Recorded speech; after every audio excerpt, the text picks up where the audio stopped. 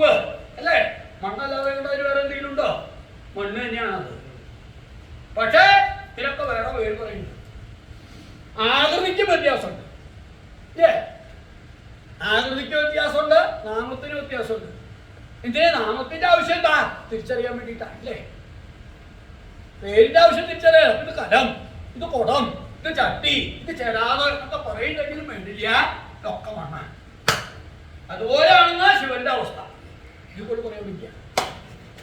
അപ്പോ എല്ലാം ശിവമയമാകുന്ന അതിൽ കാണുന്നതെല്ലാം പല രൂപങ്ങളിലും പല ഭാവങ്ങളിലും പല നാമങ്ങളിലും കാണുന്നുണ്ടോ എങ്കിലും ഇതെല്ലാം ഒന്നാണ് എന്നായി തീർന്നു അർജുനന്റെ അവസ്ഥ. എന്നുവെച്ചാൽ ജീവാത്മാവും പരമാത്മാവും ഒന്നാണ് എന്നുള്ള അവസ്ഥയിലേക്ക് എത്തി അർജുനൻ. അതാണ് ആ തമസിന്റെ വൈഭവം. ഈശ്വരനും താനും വേറല്ല. ആ ഈശ്വരൻ എന്ന് പറഞ്ഞത് തന്നെയാണ് ഞാൻ. ആ ഞാൻ എന്ന് പറയുന്നത് ആൾ തന്നെയാണ് ഈശ്വരൻ. അങ്ങനെയായി തോന്നുന്നു. മനസ്സിലായി? വേറെ വരിവുണ്ടായില്ല. അതാണ് ജീവാത്മാവും പരമാത്മാവും ഒന്നായി എന്ന് പറയാനുള്ള കാരണം. ആ അവസ്ഥയിലേക്ക് എത്തി അർജുനന്റെ ആ തപസ്സിന്റെ